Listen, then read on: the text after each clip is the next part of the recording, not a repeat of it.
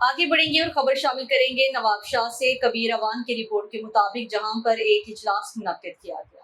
नवाबशाह में allied school और एफा schools project of largest educational network की जानिब से मुकामी रेस्टोरेंट में ओपन हाउस मुनक्किद किया गया, जिसका मकसद मुकामी तालीम से वाबस्ता लोगों का अलाइड स्कूल्स या एफा स्कूल्स की फ्रेंचाइज के जरिए अपना मुस्तकबिल रोजगार के हसूल मौके फराहम करना है। इस मौका पर project director doctor Shahid Mahmood का कहना था कि हमारा यही मकसद है कि हम अपना पैगाम आप तक पहुंचाएं ताकि आप लोगों का एतमाद बढ़ सके। उनका कहना था कि ऐसा सिस्टम बनाना पड़ेगा जिसमें मतवस्त तबके के लोग अपने बच्चों को मेयारी तालीम दिलवा सकें। हमारा मकसद है कि हम सिंध के अंदर एक बेहतरीन स्कूल सिस्टम लेकर आएं। सक्खर हैदराबाद के बाद आज नवाबशाह में प्रोग्राम किया है कि हम एक बेहतरीन तालीम सिंध में लेकर आएं। प्रोग्राम से country head sales Punjab colleges allied schools and ईफा मियां उमर फारूक ने भी खिताब किया।